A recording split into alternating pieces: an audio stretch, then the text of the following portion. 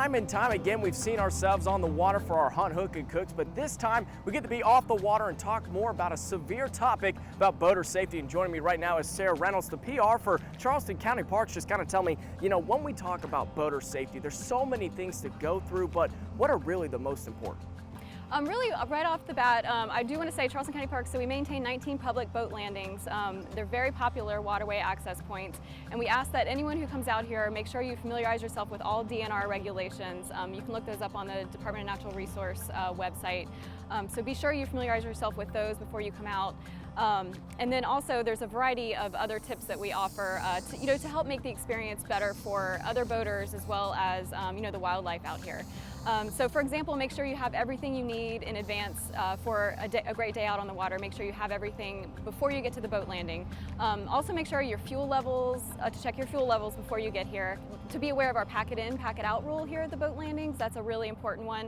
What exactly is that for people who don't necessarily go on the boat a whole lot but are thinking about it since it's really hot? So our pack it in, pack it out rule, we ask that anything that you bring to the boat landings that you take it with you when you leave. So for example, we don't have trash receptacles out here. So if you are going to be bringing any trash with you coming off the boat, make sure that you take it with you and dispose of it when you get home. Part of the problem with that is sometimes people do leave trash behind, or they leave things behind they don't want anymore, like a broken cooler, something like that. And then our staff has to come clean up after people. We also have some great groups that come out and volunteer to pick up trash at our boat landings and pick the litter out of the waterways, but we don't want to have to rely on volunteers to do that. So we do ask that people, instead of leaving it behind, please take your trash with you. Well, obviously it's a beautiful setting and there's so much to do out here. Really, when you talk about the boater safety, there's a lot of aspects like we've already talked about. What are some more that we need to really classify? Make sure also before you launch your boat that you're plugging your boat. That's a big one. And just be mindful of other people out here at the boat landings. During the summer, on the weekends, during the holidays, these are very popular spots. There might be lines to launch your boat to get into the water. So just be mindful of that. If you can come on a weekday or on a less busy day, that's probably going to be a better situation for everyone and make it a safer experience as well. Now, keeping this beautiful setting as beautiful as it is, it takes a lot of work for everybody. The boater safety, like you said, with the trash and everything, how much trash, if you do know by chance, do you guys usually pick up per year? It depends on the boat landing.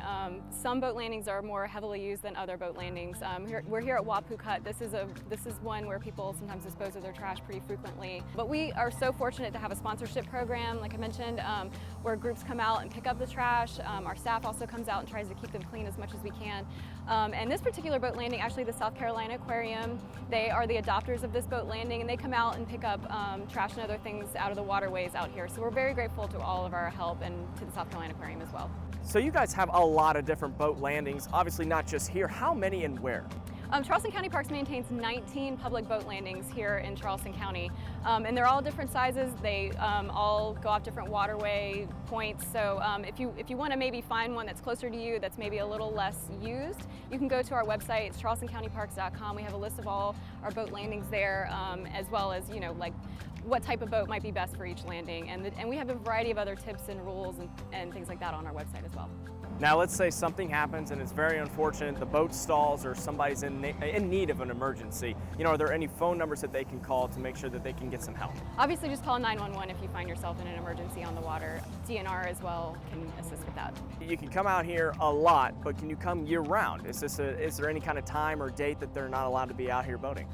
The boat landings are open year-round, so you can come out anytime you want, but as I recommended earlier, you might want to come on a weekday or a less busy time. Summertime is it's extremely busy time frame to come out, especially during the day. If you come earlier in the morning or in the afternoon, it might be a little less crowded.